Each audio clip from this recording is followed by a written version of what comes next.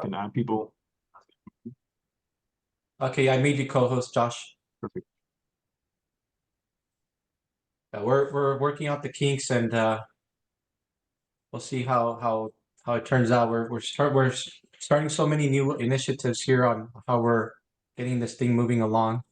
Josh has been super instrumental. As you can tell, all the people that have signed up from just the 1 week of promoting the call and what have you. So super excited. Yeah, I'm excited too. How's your day been, Kristy? My day's been pretty great. How about yours? It's been so busy. I've been doing so much traveling, and when I'm not here, I'm literally on Zoom calls pretty much all day long. Is like what I feel like I'm doing. I actually had my first official life coaching call today. That was pretty exciting. Just like all the practice over the last 5 years with Matthew's mastermind and all the subsequent masterminds that I've created, and it's like prepared me to what I'm doing here, and also helping people on a one-on-one basis. I'm just like so thankful for the journey. Yeah, it's been kind of cool to, I haven't got to see all of your journey, but at least a little bit of it, right? Like 8 months worth of it. And really exciting to see what you've done with it. I know, right? Like, look at where all the declarations I was making and the fear, and look where we're at now. Like, I know. mean, let me pinch myself. Am I dreaming? Yeah. Welcome, Heather. Welcome, Kika. So it's just 2 minutes under the hour. We usually give it a few minutes after the hour, and we'll get started with the introduction, and we'll get our call underway.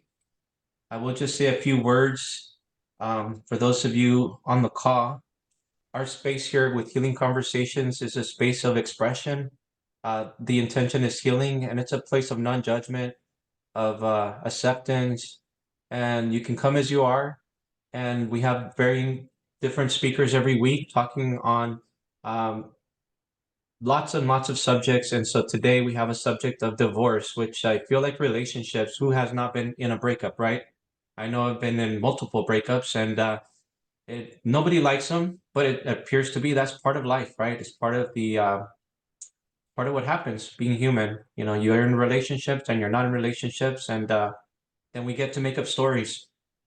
And today we get to hear Kristy's story and how she used her experience as a way to get empowered. A lot of times we fall into victim with our stories, and we carry that onto our next relationships, carrying that energy of victim. So it'll be a refreshing perspective that we'll be getting today from Kristy. Looking forward to it.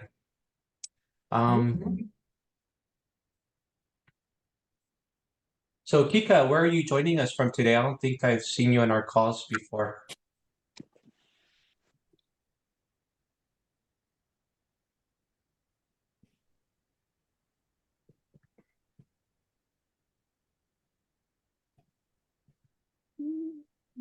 Where is the picture?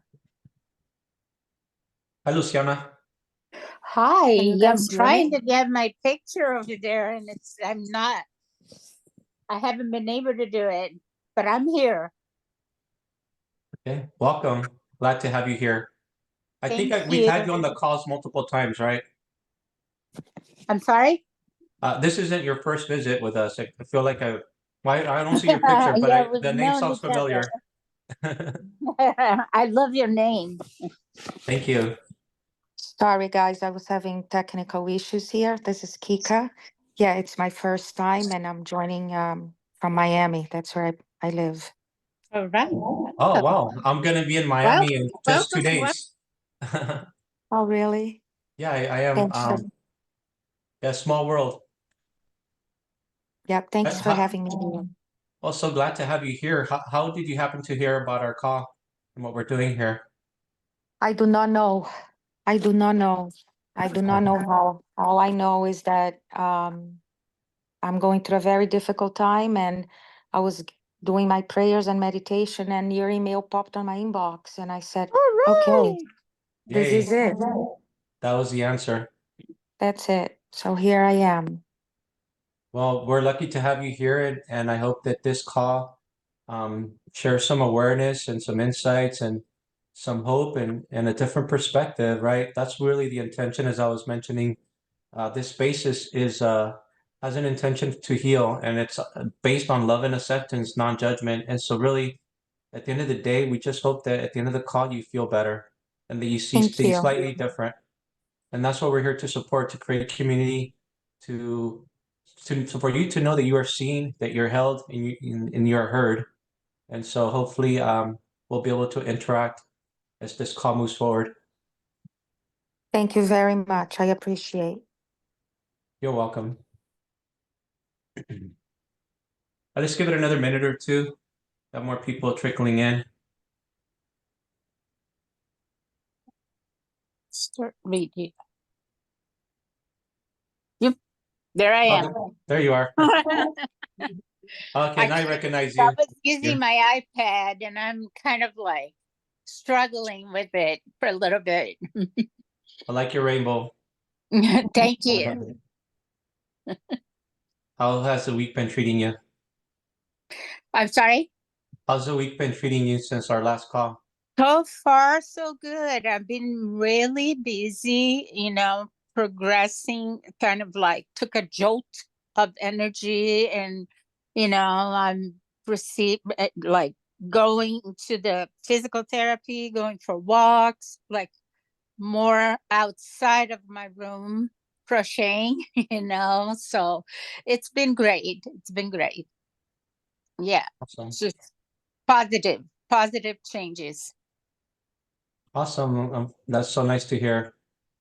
So hopefully today, I know this call will be nice to hear, to get some perspective, with your journey as well. It's a good way to we've all gone through breakups. I think for the most part, it's just part of life. And sometimes we create stories that just empower us. And today we're gonna have a story from Kristy that will be one of empowerment, one that is very insightful and inspiring. So definitely looking forward to having her share. Well, without further ado, welcome everyone to Healing Conversations. I know we'll probably have some more people trickle in as always, but tonight we have Kristy Bailey. She's the author behind the book, The Divorce Upside, Finding You After Losing Him. Kristy's journey from witnessing divorce in her family to actually experiencing it herself after a 25-year marriage led her on a path of self-discovery, self-love, and empowerment. Despite the societal stigma surrounding divorce, she embarked on this transformative journey of healing, eventually becoming the proud owner of her own real estate coaching business and also the author of this book, The Divorce Upside, Finding You After Losing Him. In her book, Kristy shares her experiences and insights, emphasizing the importance of self-love and empowerment for women navigating divorce. Kristy has a unique ability to laugh at herself and turn her experiences into learning experiences and lessons. Her purpose in life is super clear: to experience joy and passion and to inspire and empower others to do the same. The divorce upside encourages us to shift our mindset and see divorce as a gift of self-discovery, even when it feels like our world has been turned upside down. Kristy's deepest desire is for her readers to not just navigate and survive divorce, but to thrive, and most importantly, to become the individuals they were meant to be. While the divorce upside is specifically about divorce, its wisdom really transcends divorce and specific circumstances surrounding divorce, and it really offers insights that can help anyone facing life's challenges to see things from a different perspective. And again, that's what this space is for: to get perspective, to get awareness, to see things differently from where we're stuck at. Because I feel like that's what happens to us in life. We get to a state of resistance and our perspective actually narrows because that's all we're focusing on the obstacles and the problem. We really don't see all the options available to us. And that's what this space is for. And that's what Kristy will do tonight. She will give us her insights and wisdoms on how to get empowered through self-love and self-discovery. So without further ado, let's have Kristy guide us through her journey. Kristy. Well, thank you, Noe. We talked, a little bit before we got started here about just this amazing community that you have built, and it's been so cool to watch this. You really give space to people to heal, to be in a loving and non-judgmental space, and to really learn and grow and heal. And I feel really, really privileged to have any space in it. So thank you for having me, and thank you everybody else, for just taking time out of your day, to come and to share together. I want to throw this question out to get us started, and that is this: what if your divorce is the push that you needed in order to become the person you were always meant to be? All right, so I'm going to do that thing that I hate. I'm just going to be honest. I hate it when I'm in the audience and everybody's like, you've got to participate, but I'm going to ask you to participate. And so I want to kind of understand the lay of the land here. Will you either raise your hand or use the, the reactions buttons, and raise your hand and keep it up if you are divorced? If you're divorced, raise your hand. If you have been divorced, if you're in the process of getting divorced. And now this last one, like, listen to the whole sentence and think about it before you do it. If you're thinking about getting divorced, but the person that you're thinking about divorcing is sitting next to you, don't raise your hand, but otherwise raise your hand. All right. So that's a lot of hands, right? That's a lot of hands. What I know that means is that is a lot of disappointment, a lot of chaos, a lot of broken promises, broken dreams, and broken hearts. So for that, I'm truly sorry that you've gone through that. So you can put your hands down. Thank you for sharing. I think there were just a couple of you that didn't raise your hand. So you can raise your hands now if you have not been through divorce, or if you're not going through divorce. Anybody out there? I think there are just a couple. And here's what I know. You too have experienced your own fair share of chaos, broken dreams, broken promises, and broken hearts too. And for that, I'm truly sorry. And for some of you, your biggest heartbreaks and pain may have been even something harder than divorce. And so here's what I know is that every one of us, we don't get to this stage in life, and I don't mean to age, some of you, but we don't get to this stage in life without going through some gut-wrenching and life-changing experiences that make us say, why me? So I wrote my book about divorce because it was my why me experience that made me learn the most. And so if you haven't, experienced this particular brand of pain, you can swap out everything that I'm going to say, swap out the divorce aspect and put your own painful experience in there. Because the real conversation, the real topic that we're going to cover is this question, why me? Because it's in the question, why me, where the upside is found. So what I'd like to do is share with you, my stories that led me to find my upside. So I'm going to share a few stories here. So let me be a little indulgent and share them with you. So we were driving to the Salt Lake City International Airport when I popped the question. He was going to Armenia for a couple of weeks for work. And I said to him, what if we use this time while we're apart to decide whether we want to be permanently apart? Divorce. My stomach was just tied in knots as I asked that question. And my husband at the time was a little taken aback, but he wasn't shocked. This discussion had been, a long time in coming. We'd been married for almost 25 years, but we had really grown apart, never, weren't growing together. And, this divide between us just felt like the Grand Canyon. Divorce had always been out of the question for me, right? So my mother, my dad is married to his third wife. My mom is divorced from her third husband. So needless to say, I grew up with a lot of steps and toxic and confusing relationships. And I promised myself I would do much better. And I did. I did for almost 25 years. So my husband and I had built a beautiful life. It looked perfect from the outside. We had one son in high school, another in middle school. And I just knew with a capital K, that this marriage had run its course. As heartbroken as I was, as afraid for my kids, feeling bad for my kids, feeling scared for myself, all of those feelings that I was feeling, I still knew it was the right thing to do. I just didn't know at the time why it was the right thing. And those answers were revealed to me over the next bunch of years. So about a decade has passed since that car ride now. And it honestly feels like another lifetime. In some ways, that woman in the car isn't at all, the woman that I am today, because she just morphed and shape-shifted so much, leads an entirely different life than she did back then. But I know this woman. I know her because I am her. I am just way more of her. I am way more of that woman, who that woman was meant to be. One of the biggest tragedies and certainly biggest failures of my life had to happen in order for me to become who I was meant to be. So this journey for me to get to this place where I am has been anything but a straight line.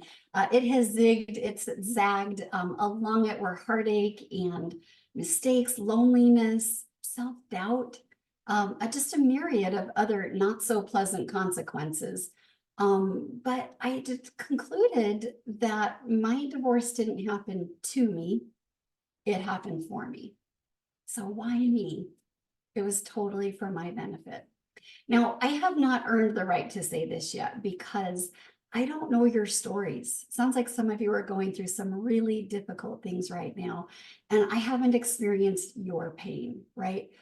But I do truly believe that your divorce has happened or is happening for you too.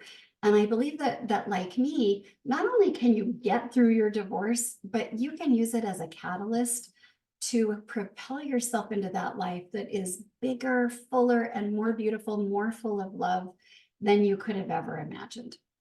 So who am I to give you advice on your divorce? That is a very fair question. You should know I am not an expert. I am not famous. I don't have a PhD. I don't even have a BS, but sometimes I am full of BS. But I am somebody who has gone through it, come out the other side. I'm somebody who's spent more than the average, more time than the average bear trying to figure themselves out. And I'm somebody who just feels so compelled to help other people, especially women. Love to help everybody, but especially women, really get to know themselves, experience more joy and more love. So I am going to share a few stories, and I hope you hear yourself in my stories. I hope that you can laugh at my blunders, and that by me calling myself out on my stupid shit, you realize your stupid shit isn't so weird, right? And that even if our circumstances are different and the lessons that you need to learn are different than my lessons, I just hope I say something that causes you to connect your own dots, to create your own light bulb moment, so that you know with a capital K why your divorce happened for you. So as much as I would like to take your pain away, make this quick and easy, I really wouldn't do it if I could, because this is your journey. It is meant for you to experience it exactly how you're going to experience it. Messy, clean, painful, painless, liberating, however it goes down. I'm 100% convinced it's totally for your benefit. And I really, truly feel like it's just an honor of the highest order if I get to play some role in helping you feel, figure out what that benefit is. So through experiences big and small that are, kind of came from my divorce, I learned some pretty valuable spiritual lessons. And these experiences, though they're not always directly related to my divorce, they're all interconnected because they brought me closer to me. And I categorized all these little lessons that I learned into 3 phases. So the first is getting real, second is letting go, and then the third is growing on. So getting real with our divorce stories is foundational because we have to come to terms with the past before we can let it go. And when it comes to letting go, I think divorce is at times just feels nothing but a series of letting go, right? So it's letting go of that material wealth, status, dreams, our identity. You know, the list of what we have to let go of is just endless. But once we've freed ourselves, you know, from everything that needs to be released, it's like we become fertile soil for moving on or growing on, as I see it. Our minds are now free from unempowered and uninspired thoughts. And I feel like we start to align with our souls and grow into that person we were actually meant to be. So let's start with the first step, getting real. So getting real is about becoming authentic, sincere, honest. It is about dropping pretenses, being genuine, and addressing things the way they truly are without sugarcoating it or avoiding the difficult truth. In essence, it's about, you know, being genuine and authentic in the way that we deal with ourselves and with others. But the phrase that I really want to focus on here is this idea of addressing things as they truly are. If I had to take the biggest game changer for me when it came to getting real, it would be this one point. We do have to address things as they are, but what's the context in which we're seeing things in? Are we looking at things in the way that empowers us or weakens us? So I didn't put my divorce into a new empowering context overnight, but I hope this next story illustrates the way miracles can happen in an instant with one change in your perception. If you're a fan of Marianne Williamson, that's her definition of a miracle, a shift in perception. So I was doing about 75 miles an hour in the middle lane when I felt my car do something funny. You know that feeling where it feels like your car just dies? I was on the 405 going northbound towards LA, and if you are familiar with freeways in Southern California, you will understand that even though it was 2 o'clock on a Friday afternoon, that means rush hour is underway. So my car has one of those electronic, you know, ignition buttons. So I push it because it felt like the car died. So I push it, nothing happens. And I got a sinking feeling. There's no way. Did it really happen? Did I just run out of gas? I looked down at the meter and sure enough, that little red, you know, line is on empty. It's actually below empty. And I just am sick to my stomach as my car slows to a stop, middle lane, 405, rush hour. My stomach's in my heart's in my stomach. You know, I'm shaking. I flip those, you know, those hazard lights on. So they're blinking on and off. And I'm just quickly going through my options. Like, what do I do here? Come down to 2. I'm like, do I call AAA or do I call the highway patrol? I land on AAA. So I'm fumbling through my wallet, trying to find my membership card. And I keep peeking back through the rear view mirror and I'm watching cars zoom up behind me. They are zooming up behind me at the last minute, merging over from, you know, one side to another to avoid hitting me. My voice is trembling, my fingers are shaking, and I'm now talking with the AAA operator. She fortunately is very calm, very kind. She says, you know, hang tight, we're gonna get a tow truck, you know, on the way to you. We'll call highway patrol, so just sit back and wait. The tow truck will be there in 20 minutes. 20 minutes. Are you freaking kidding me? What else can I do? I've done everything that I can do. So now all I'm doing is sitting there in the middle of a game of Frogger. Just me, my panic, and my thoughts. You know what my thoughts sounded like. How stupid are you to run out of gas? How embarrassing is this? You look like such an idiot. Who runs out of gas in the middle of a freeway, you know, in one of the busiest freeways of the country? My stupidity is putting people in danger. What a dumbass. These are just a few of my thoughts as I'm watching the cars just avoid, you know, hitting me. Then I get another thought, and it sounds like this. This is actually really interesting. Now, this thought didn't just appear out of nowhere. It was a consequence of a seminar I had attended just a few weeks prior. The seminar was called Epic Life Live. No, he knows Epic Life Live. And it's a product of Matthew Ferry, real estate coach turned spiritual hooligan. And the crux of the seminar was to teach you how to quiet your mind. And when you do, your life becomes epic. So in this seminar, Matthew suggests that we don't come to Earth, you know, for learning or for all these other things that maybe some people think we come to Earth for. He says, what if we just come to Earth just for the experiences?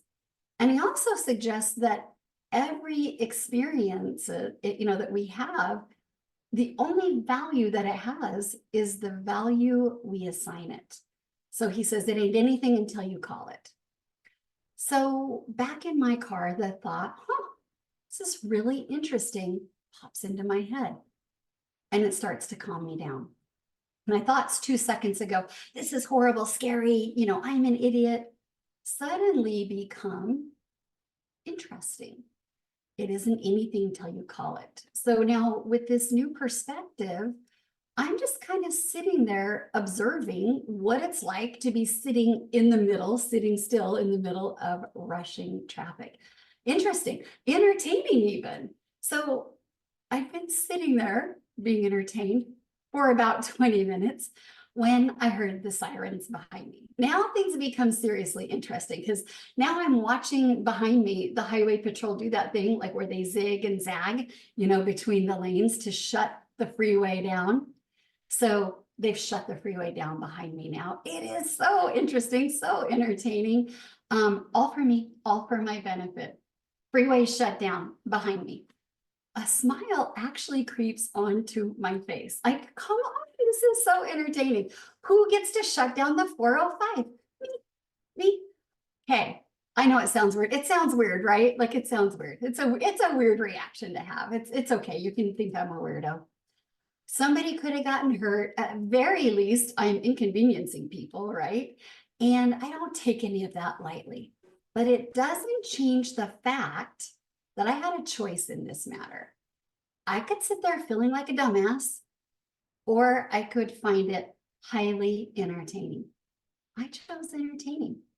So the tow truck now is on the scene. It pulls up in front of me, and the driver is so nice. He gets out and he gets out of the cab of his truck, and he says, "Go sit up in the cab of my truck, you know, where it's safer." So now I open up the door of my car, and I am walking on the 405 in the middle of the 405. Seriously, who gets to do that? I'm just thinking this is an amazing experience. So I crawl into the cab of his truck. And I watch him pull a little tiny gas can out of his, you know, his big tow truck, put a little gas in my lone white SUV with the freeway shut behind it. And I seriously have to wipe the smile off of my face because I really can't let people, you know, see me sitting there smiling. But he comes back, you know, up to the, you know, to the cab, and I wipe the smile off my face because how do you explain to the stranger who's rescuing you that all experiences are for my benefit and it ain't anything until I call it? I can't explain that to him. I just wipe the smile off my face and thank him for his service, you know, and I start walking back, not sashaying like I felt like sashaying, but I start walking back to my car. So I come up to the highway patrolman, I, you know, thank him and say, is there anything you need from me? Because I'm assuming now I'm going to get a ticket because you're not supposed to be running out of gas in the middle of the freeway and shutting down freeways. And he just said, no, just get into your car, you know, be safe. And I'm like, are you kidding me? This is my lucky day. I get in my car, I go off to find, you know, the exit, go get some gas in my car. I felt so great about this experience. I felt like I was so lucky that I went out and bought a lottery ticket. Okay. The message here is not to be a lunatic and take pleasure in making people late for their appointments. The message is this: everything we tell ourselves, and I do mean everything, is a story. What's true, what isn't? What's good, what's bad? I could say it was really dumb of me to run out of, gas, inconvenience people. I'm a total idiot. Or I could say watching the police shut down the freeway behind me and getting to walk on the 405 is a super entertaining experience. Which of those statements is true? Now, I could make a case for either of them being true, but only one of them serves me. Only one empowers me and doesn't degrade me. So we are constantly telling ourselves a story. The thing is, we get to choose our story. So my question is, what divorce story are you telling yourself right now? It may be true, but what is the story you're telling yourself that's degrading you, that is weakening you? What lesson, blessing, or experience has come out of that thing that you're calling bad that could make you flip the script and think of it as good? Now, it's not about lying to yourself. That's not what I'm telling you to do. It's all about putting things into an empowering context. You can take that story right now and put it into an amazing new context that not only empowers you, but it inspires you. And living that story, that can happen today, tomorrow. It can be that quick. So the second phase is letting go. So I don't have to tell you that divorce is a whole lot of letting go. It's only after we have done that hard work of getting real with ourselves that we can even begin to deal with all of the letting go that we've got to do. For me, one of the hardest things to let go of was letting go of the dream. So I had been divorced for a couple of years when I was binge watching Criminal Minds. If you're not familiar with the TV show, it's a lovely, lighthearted show about serial killers, where each show opens up with a quote. It's always read by one of the actors, and the quote's going to relate to the plot as it unfolds. And I always love this part because I'm a total quote nerd. And this particular episode began with the adorable Dr. Spencer Reed kicking off the show with a Joseph Campbell quote: "We must be willing to let go of the life we had planned so as to have the life that is waiting for us." Instantly, those words hit me in that place in your gut that just recognizes truth. Tears just start coming down my face. I immediately go grab a pen, pause the TV, write down that quote. I kept it sitting there on my dining room table for weeks, and I just kept going back to it over and over again. It is amazing, where insights show up. They show up in the funniest places if you're watching for them. So it was just a couple months later that I decided to leave Salt Lake City and move to Newport Beach for a new job. And one of the most daunting tasks that I had to deal with was I had to deal with my storage. So when I was married, I lived in a big house with lots of big stuff. And after the divorce, I kept downsizing. But did that mean getting rid of everything? No. Anything? No. Instead, I just kept moving unopened boxes and belongings and putting them into storage. It felt like every box contained memories of a different life, and I was not ready to part with them. But moving to another state, meant that it was time. It was time to deal with it. Rents in Newport Beach and my budget meant I was going to be living in the place of the size of a closet. And so I just couldn't leave a warehouse full of stuff in another state. So as the day got closer and closer, I made myself almost sick just thinking about how hard it's going to be to go through all my stuff and decide what to do with it. In reality, it ended up not being nearly as hard as I thought it would be. It was seriously just such a relief to have it done. So the next day, I was packing up my kitchen in my condo, and I reached into a high cupboard and I grabbed something and I pulled it out. And it was a plastic shoebox full of cookie cutters. I'd had it for at least 15 years. It was, those cookie cutters, like the little metal ones, that are all the shapes for all the different holidays and the stars and the hearts and the angels and the snowmen. And tucked in beside, all the cookie cutters were the little colored sprinkles and the Halloween, cupcake holders. And I stood there holding that box and suddenly began to sob, just sob. It was the last thing I expected to do, because only 24 hours earlier, I was patting myself on the back, for how well I had handled, how strong I was, going through all my stuff. And now this little battered plastic box of cookie cutters just brought me to my knees.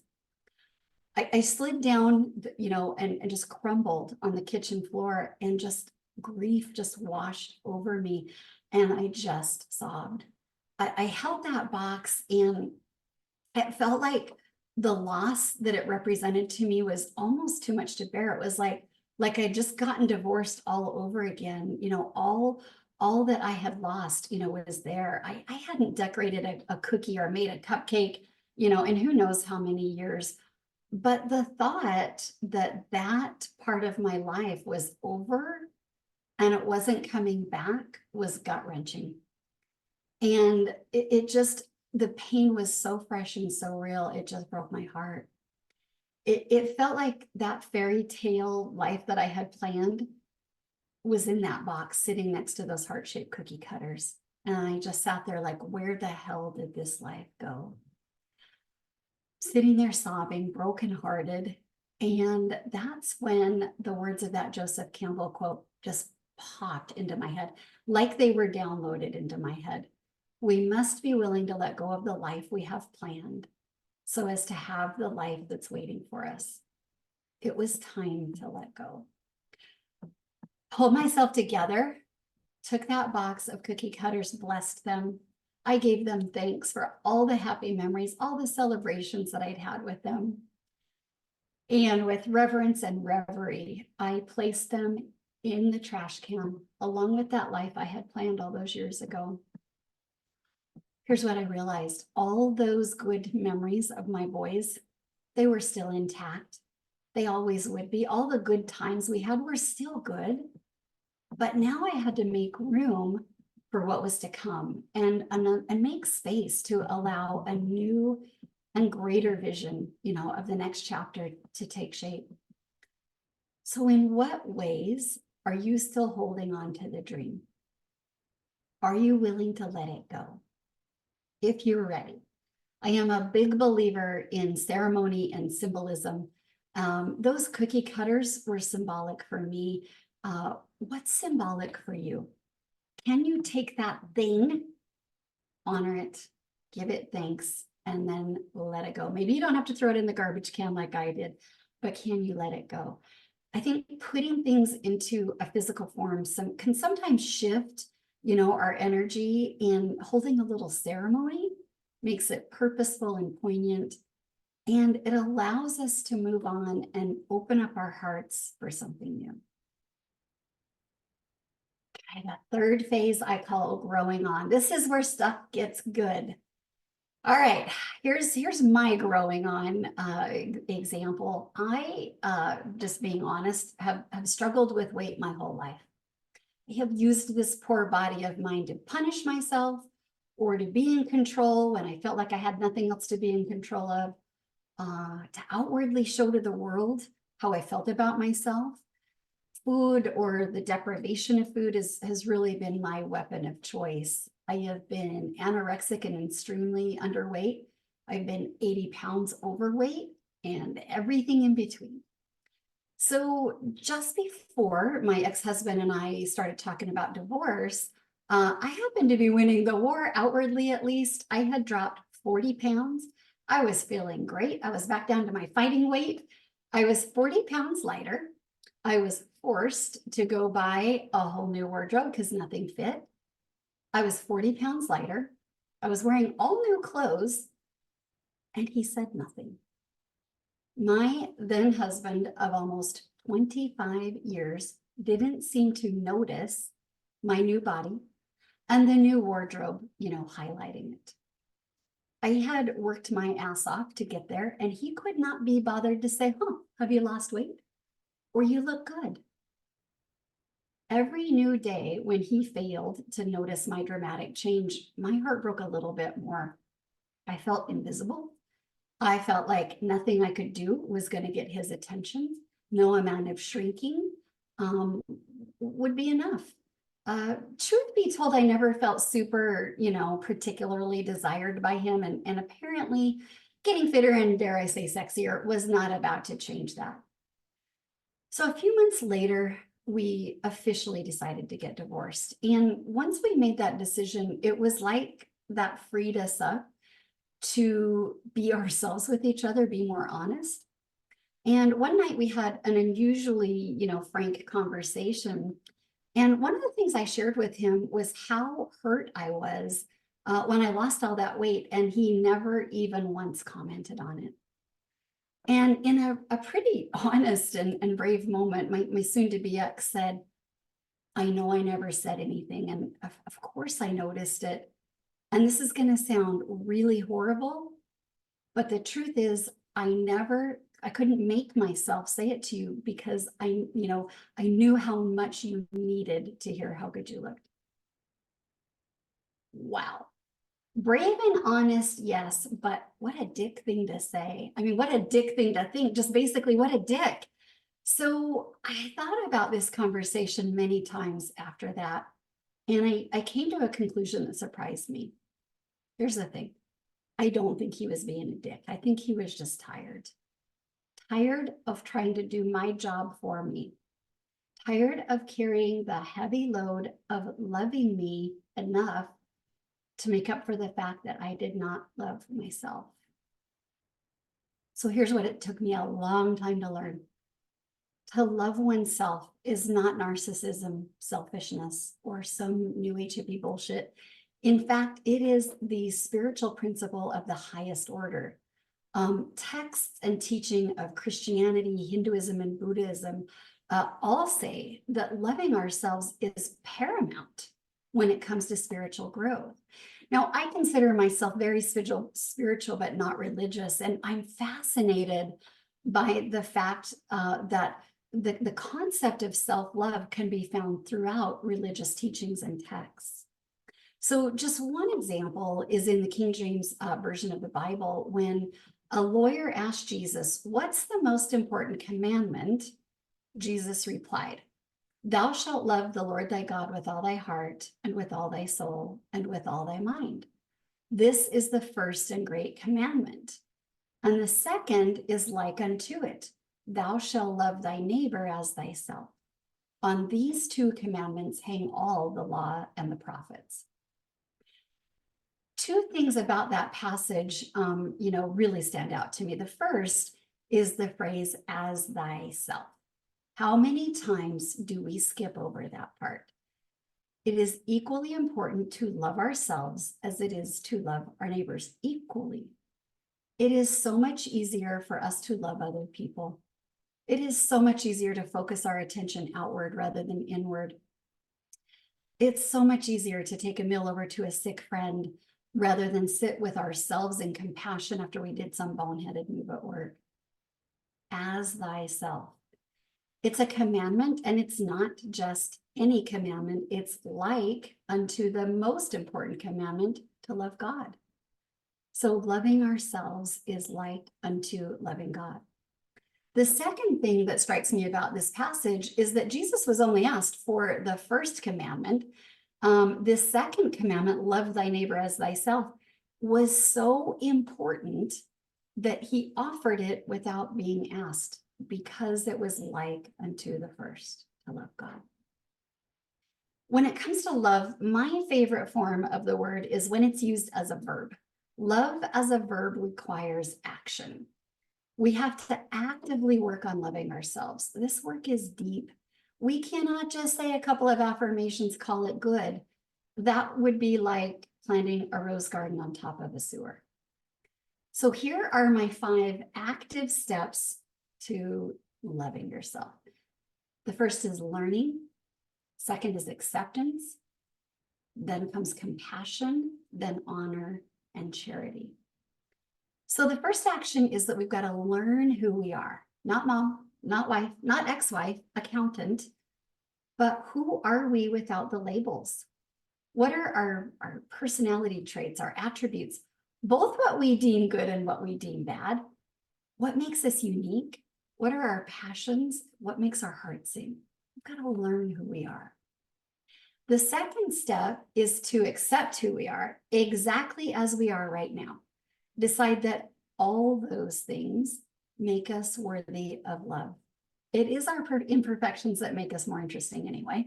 And even people who are snippy and impatient deserve to be loved. Even people with cellulite deserve to be loved.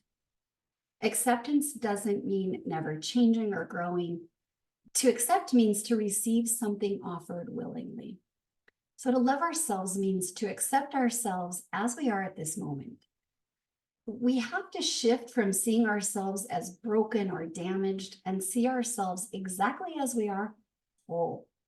A beautiful being who doesn't need anything or anyone to complete us. And yet we are fluid and ever changing. We change and grow, not because we're not whole. We change and grow because it's our prerogative. Once we've learned to accept ourselves, the next step is to start the practice of being compassionate with ourselves. Forgive our mistakes, our foibles, stop replaying those, past blunders and the negative tape reels on our heads. Own up to what we did, but don't let those mistakes define who we are. The fourth step is to honor ourselves. We do this by stop doing things out of obligation. Stop putting your needs at the bottom of the list. Listen to ourselves, trust our bodies, our hearts, and our minds that they know the best when it comes to us. Stay in integrity by not being less than to make somebody else feel better about him or herself. Be honest with ourselves and with others about our feelings and our needs. Now, this applies to everybody out there, but I'm going to speak to the women here because collectively we have been conditioned to put ourselves after others. And so this step might be the most uncomfortable for you, but stick with it. It is an essential component of self-love, and you are worth it. And finally, the last step, charity. Here it is where we decide it is high time we become generous with ourselves, bestow upon ourselves the gift of kindness and care and nurture that we so freely give to other people. Do things for ourselves for no other reason other than it makes us feel good. So self-love is something, if that's something that you're working on, I am really passionate about helping you with that. I've put all of this information into a workbook that I call my 5x5 process for nurturing self-love. You can go to my website, divorceupside.com, and get your free workbook, and it'll walk you through the process. With a little time and focus, you can go from, being a bully to yourself to feeling like you are your own best friend.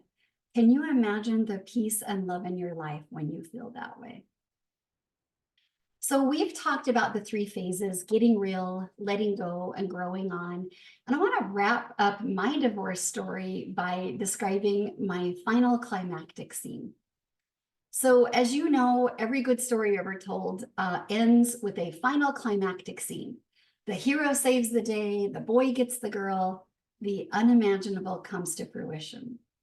So when I first got divorced, I thought that the answer to all my problems was to find the right husband. When I found the right man, then I'd be happy. All those years ago, I imagined, that my divorce story's final climactic scene would be a beautiful wedding where I married my true soulmate. Spoiler alert, I have not remarried. There has been no beautiful wedding. My actual climactic scene is so much better than that, however. So here's the actual scene. I woke up one morning and I exchanged some flirty texts with a lovely man that I thought might be my soulmate. He wasn't. I ate cold salad for breakfast. I fed my dog. I answered a few business emails. I taught a sales class on Zoom. I worked up a little sweat playing tennis against a ball machine, and I sat on the deck in the warm sunshine, eating lunch and writing these very words in the final chapter of my book. End scene.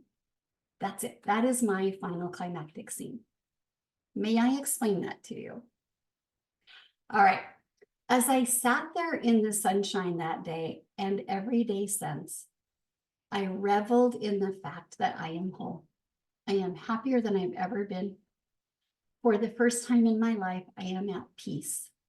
I found the life that had been waiting for me. I found the woman who had been waiting to show up. Now, those gains came at a cost, however. I lost my husband. I lost my lifestyle, my ability to live with my kids every day, the dream of the happily ever after. I lost my identity, my security. But when all the gains and losses were settled, I found that in becoming half a couple, I became whole in spirit. So my final climactic scene is complete, but that doesn't mean I won't get my wish of being part of a whole couple again. That part of my story is showing up here in the denouement. The denouement, if that term you're not familiar with, is a literary term for the final part of the story that usually comes after the climactic scene. So it's the last scene or two, and it shows the final outcome and provides resolution for the story. It wraps it all up. So, for example, the climactic scene in Romeo and Juliet, we all know, is where the two star-crossed lovers take their own lives. But it isn't until after that climactic scene in the denouement where we see the Montagues and the Capulets declare peace. It's in the denouement where their conflict is finally resolved and the threads of the story are all tied together. So it's been about 15 months since I wrote that final climactic scene in my book. And I'm here now in my denouement. I've been lucky enough to find the man of my dreams. And who knows, maybe there will be that beautiful wedding. But that wish is no longer the thing that drives me. My climactic scene plays out every day I show up in my own life and focus on the upside. So being brave enough to examine my story, I realized there are no villains, no heroes, only teachers and students. My divorce taught me to heal my childhood wounds, to stop judging myself and others, and that everything's meaning is only what I say it is, to forgive and how to have courage. My divorce really taught me I am solely responsible for my own experience, and it taught me to live in the present. So I am eternally grateful for the life I had, for my ex-husband teacher, and for all the lessons that have come since. But I do have faith and hope in the happily ever after. But it is today that I count as my final climactic scene. That scene is so much better than any hero saving the day or any boy getting the girl. The unimaginable has come to fruition. I uncovered the biggest upside of all. I love myself.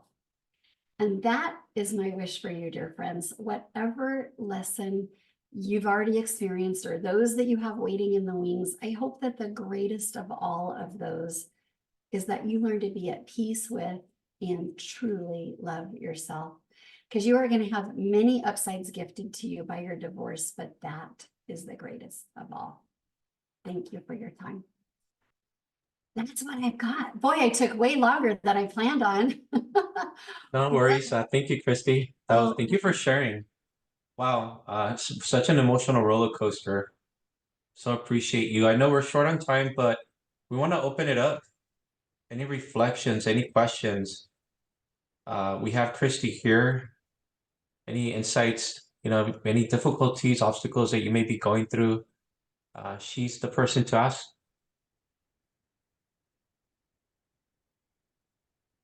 I'd love to hear, anybody else's story, like any significant thing that's happened to you through your divorce that's caused you to have, kind of an awakening or discover a little bit more about yourself. Anything you want to share?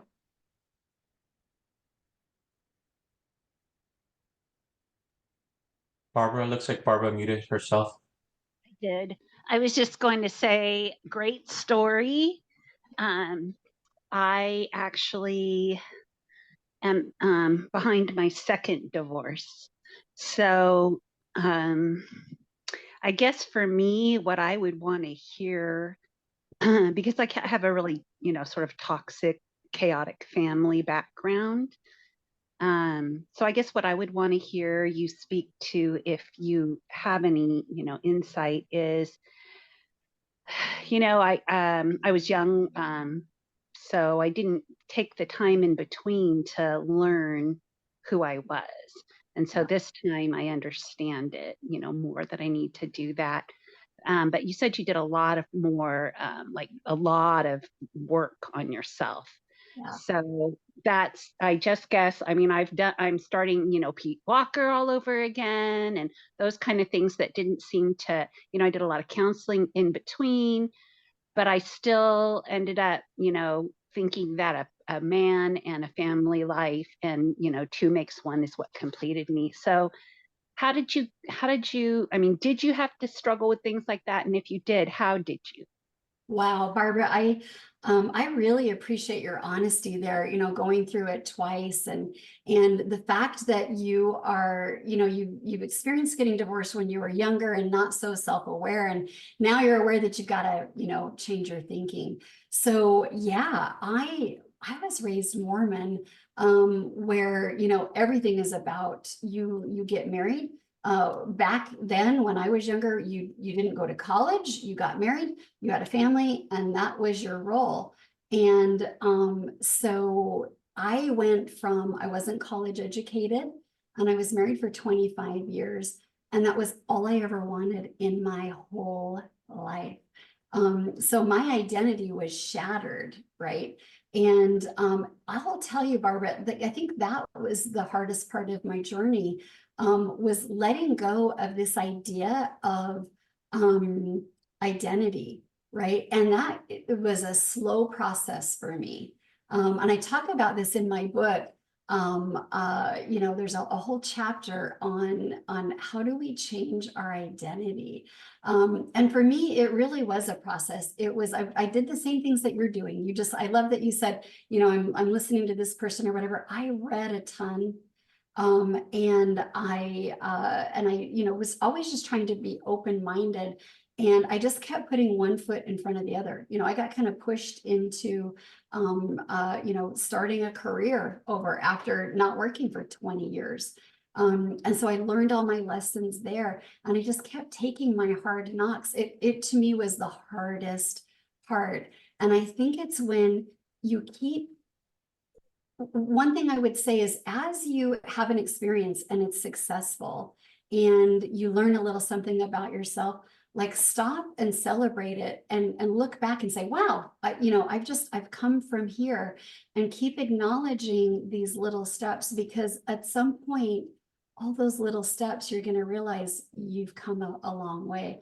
So I just say, keep, surrounding yourself with like-minded people. I have an embarrassment of riches when it comes to girlfriends. I ended up being an entrepreneur and starting my own business. All my friends have their own businesses. And they're all pretty spiritual. So you keep finding your tribe. And I think that that's going to be a big part of it, but it's to me the hardest part. Does that answer your question, or give you any? It does. I'm older than you probably, and both of my marriages were nearly 20 years. So I must be hard-headed, but no, really, I was just raised in a very codependent, alcoholic sort of environment. But what I heard you say about, the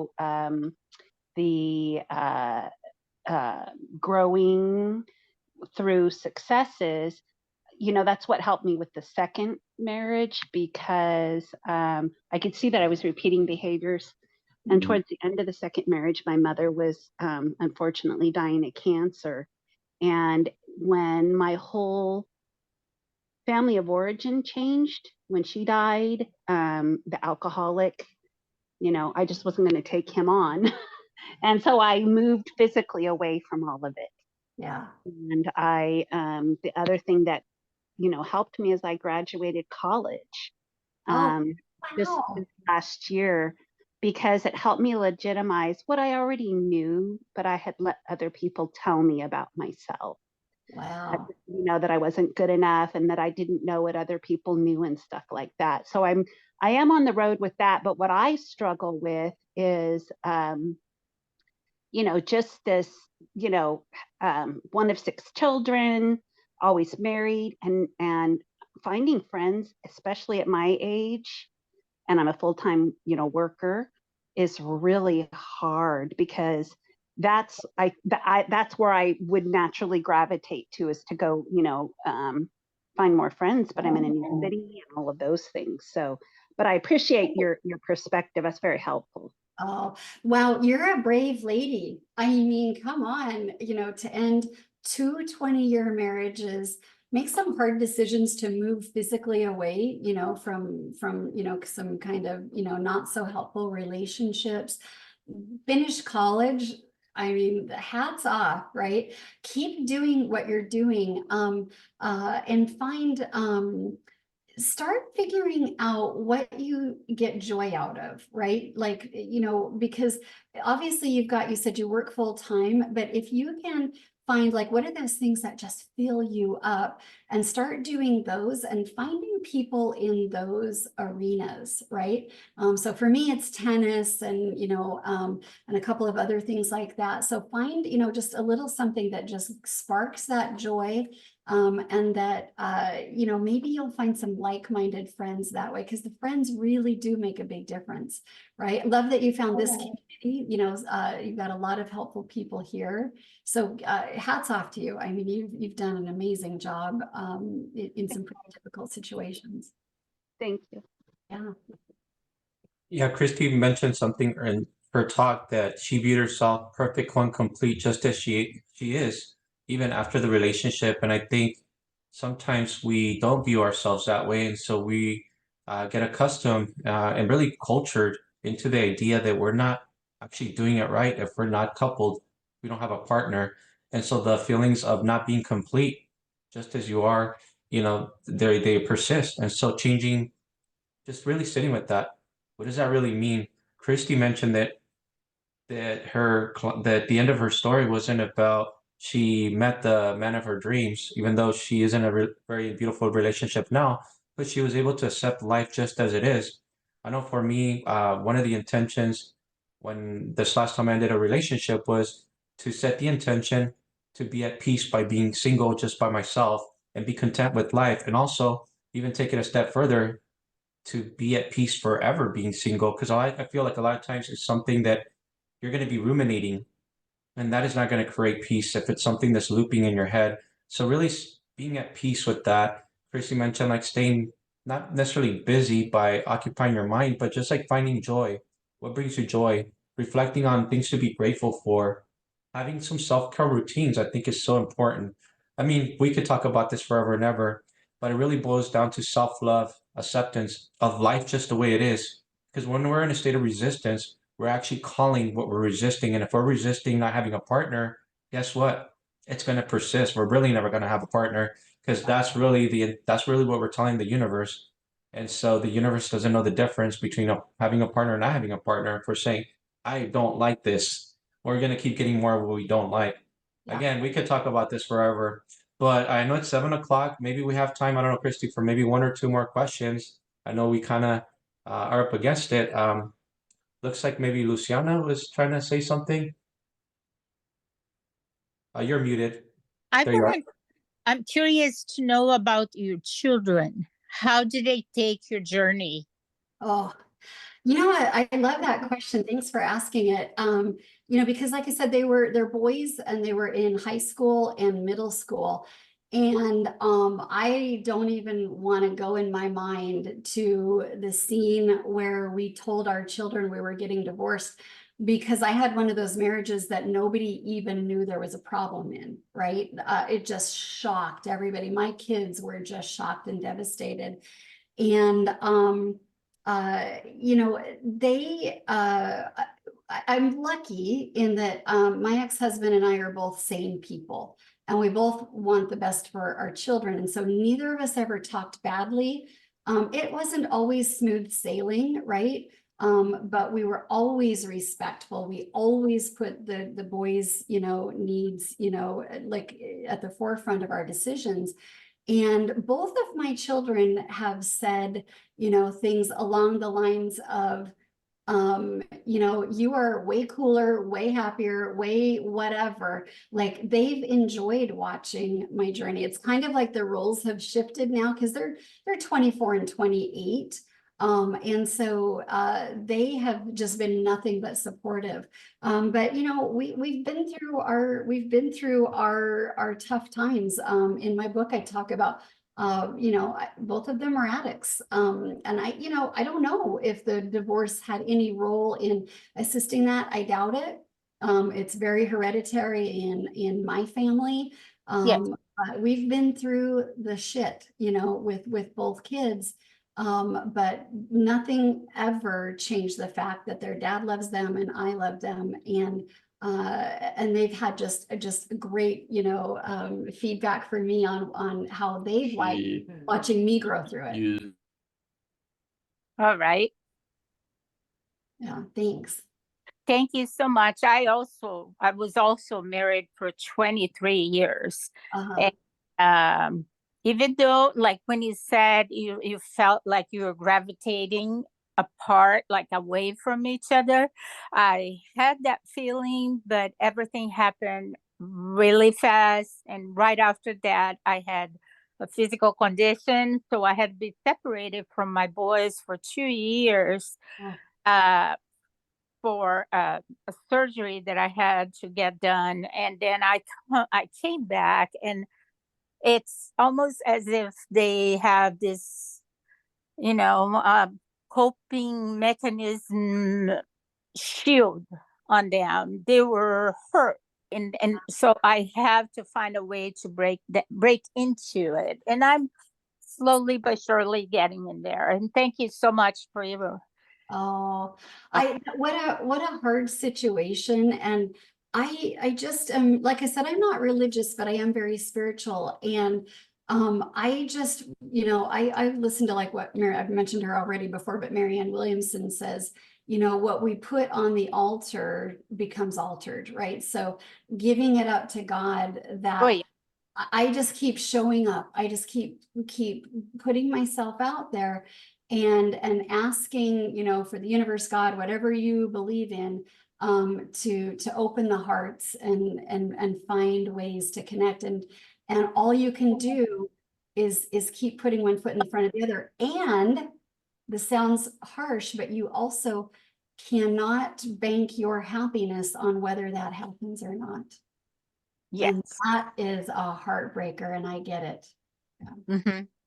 Yeah. Thank you so much. Of course. Yeah, thanks. Well, thank you everyone for showing up for yourselves, and thank you, Kristy, for being so vulnerable with us and sharing your journey. So appreciate you, and so appreciate everybody here and your energy. And I hope that this call has brought you some closure, gives you perspective, and that you're able to do life lighter, because life can get heavy, right? Sometimes we get so heavy in our perspectives, and it's not pleasant. And I love what Kristy said with her experience being stuck on the freeway. Nothing's nothing until we call it. And that's exactly what we call it. What kind of stories are we creating from our experiences? And some of these experiences are not pleasant, but how can we get empowered? Right? How can we turn something that's unpleasant to something that's not a lie, like Kristy said, but just simply looking at the other side of the coin? Coin always has two sides. Sometimes we get stuck with the narrative of the negativity of one side of the coin, but we fail to see that an ending is always a beginning. A breakdown is always a breakthrough. So I hope this has been a breakthrough.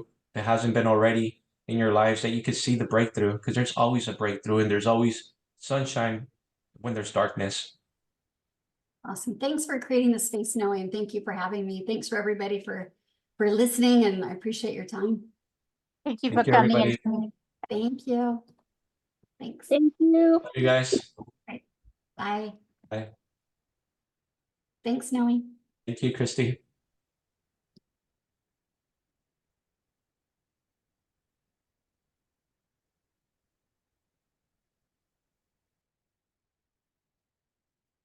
I just joined at the end, dude. I was watching a webinar earlier, and then I saw the email about this with a correction, and I thought it was now. So, Oh, no, no problem. It how are you? happens. Good on yourself. Good, man. Good. Just meeting my eldest daughter for dinner tonight. So No, just no, hanging out.